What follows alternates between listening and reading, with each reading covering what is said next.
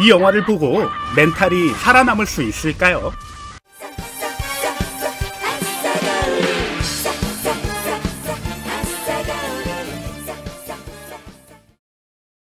열심히 일을 하는 노 부부가 있습니다. 일을 하다가 잠시 쉬려는 그때 할아버지는 갑자기 발정이 납니다. 그렇게 할머니와 뜨거운 사랑을 나누려는 찰나, 마른 하늘에서 번개가 치고 번개가 떨어진 자리에는 한 아이가 있습니다. 이 부부는 좋다고 이 아이를 던지면서 캐치볼을 즐기며 타로라는 이름을 지어주고 이 아이를 키우기로 결심합니다. 그런데 이 아이는 성장하면서 아주 묘한 힘을 가지게 됩니다. 그래서 한 비구니가 이 아이의 묘한 힘을 막으려고 이곳으로 오게 되었죠. 하지만 강력한 힘을 가진 아이를 쉽게 막을 수 없기에 노부부는 이 비구니를 돌려보내려고 합니다. 이때 자신의 힘을 증명하고자 놀라운 기술을 보여주는 비구니. 그녀는 손을 사용하지 않고 상대방의 브래지어를 풀어버립니다. 와, 나 이 기술 가지고 싶다. 비구니는 자기의 기술을 믿지 못하는 노 부부를 위해서 또 다른 기술을 선보입니다. 비록 쓰잘데기 없는 기술이지만 놀라운 법력을 보여준 그녀의 이름은 바로 겐조라고 합니다. 이때 묘한 힘을 가진 아이 타로가 등장합니다.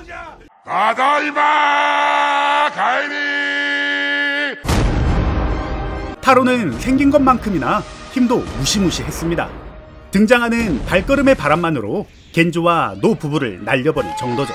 법력이 높은 겐조는 무사히 착지하지만 노 부부는 그만 똥통에 빠지고 맙니다. 겐조는 타로를 잡기 위해서 먼저 선빵을 날립니다.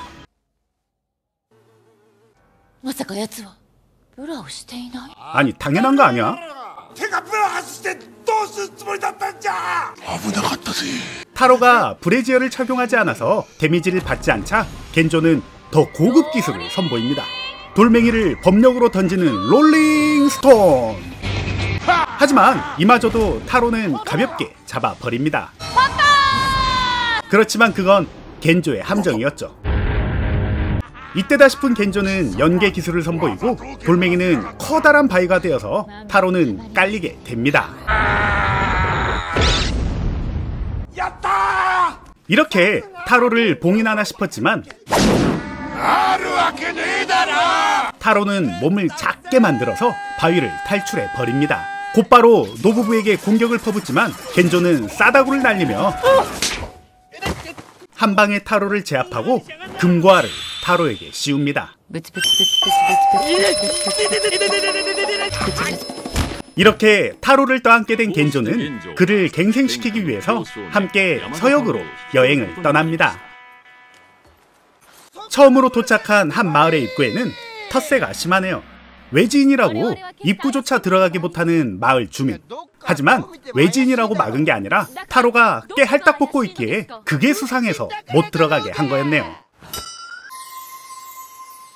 그것도 모르고 함께 여행을 다녔던 겐조는 자괴감에 빠집니다. 타로는 입구를 막고 있던 사람에게 그냥 가볍게 옷을 빼앗아서 지가 입습니다. 그렇게 당당하게 마을로 입성한 이 둘.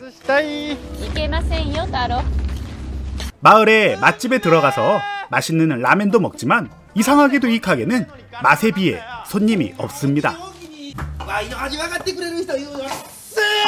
그 이유는 바로 사장님의 몸에서 숨도 못 쉴 정도의 엄청난 악취가 나고 있었던 거죠. 미모만큼이나 마음씨 착한 겐조는 자신의 법력으로 냄새나는 몸을 고쳐주겠다고 합니다.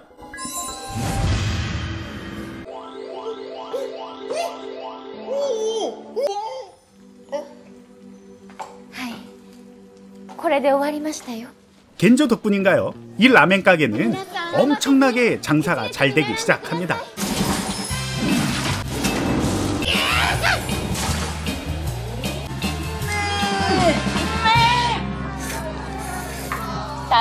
생색을 오지게 내는 겐조가 꼴보기 싫었는지 타로는 혼자서 산책을 나갑니다. 그리고 마을의 한 선술집에 들어가게 되죠. 하지만 그곳에는 외지인을 싫어하는 무서운 현상금 헌터들이 있었습니다. 이들은 현상금이 붙은 타로를 노리고 있었지만 지금의 타로는 예전에 그 무시무시한 모습이 아니기에 타로를 몰라 봅니다. 天下の歌舞伎者山田太郎様にやらせられるぞ。そもそもお前見た目が全然違うじゃねえか。 허접 찌끄레기가 된 타로이지만 이들 따위는 쉽게 이길 수 있다는 자신감을 보입니다. 一瞬で蹴散らしてやるわ。 자존심에 상처가 난 현상금 헌터들은 그렇게 타로를 향해 달려들고 타로는 갓잔 타는 듯이 등 뒤를 보입니다. 그리고 이들을 단 한 방에 작살내 버립니다.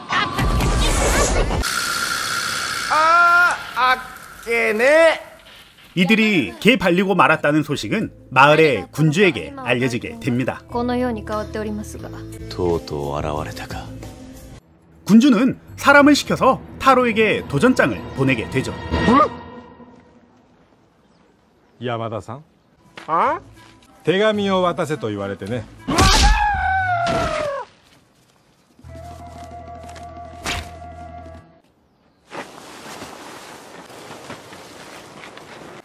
난단다요, あいつ.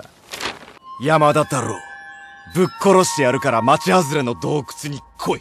도전을 마다할 리 없는 타로는 그렇게 결투 장소로 가게 되고 밑도 끝도 없이 갑자기 똥이 마렵다고 아무 곳에나 똥을 싸질러 버립니다. 그러나 그 아래서 퍼질러 자고 있던 한 아저씨가 그 똥을 제대로 맞습니다. 열받은 이 아저씨는 전설 속의 무술인 취권을 선보이며 타로와 대등하게 싸움을 펼칩니다.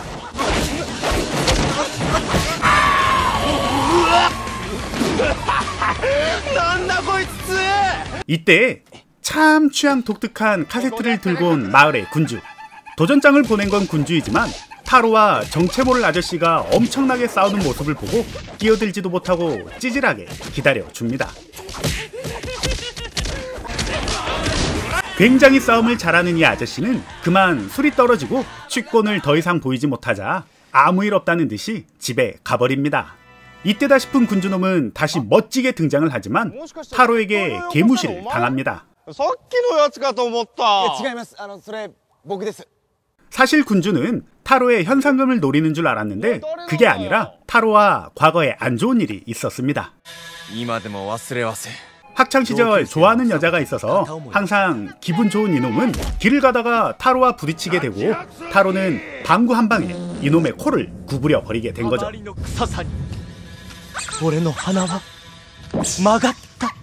그렇게 좋아하는 여자와 인연을 맺지 못하게 되고 타로에게 복수를 꿈꾸... 이 군주놈은 더 이상해진 코를 앞세우며 타로를 잡기 위해 용병을 부릅니다. 용병은 앞뒤 재는 거 없이 타로를 공격하고 함께 있던 겐조도 위험에 처합니다.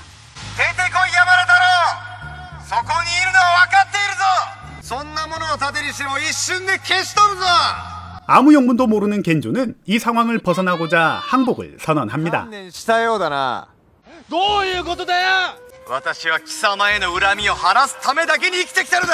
겐조는 평화를 사랑하기에 이 상황을 자연스럽게 해결하려 하지만 이름도 없는 찌끄레기 조연이 나타나서 겐조를 도발하게 됩니다. 이에 빡칠 대로 빡쳐버린 겐조는 폭주를 하며 날뛰기 시작합니다.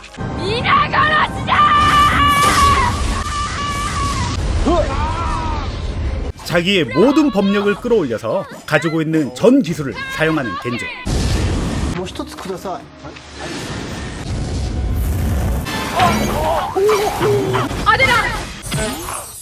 그렇게 차례차례 용병을 무찌르게 되지만 한꺼번에 너무 많은 법력을 사용해서 오히려 위기에 처하게 됩니다. 이때다 싶은 찌끄레기 조연은 겐조를 죽이려고 합니다.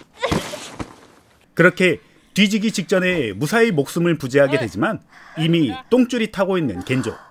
겐조는 죽음을 앞둔 척 타로를 속박하고 있던 금고아를 풀어주게 되고 타로에게 동정심을 유발합니다. 하지만 드럽게 눈치 없는 타로는 진짜로 가버리네요. そう言いながら普通助ける流れでしょう。ああ、じゃあそう言えよ。久々にすっきりしたぜ。 한결 자유로워진 타로는 자신의 역량을 모두 발휘할 수 있는 필살기를 써서 용병들을 날려버립니다.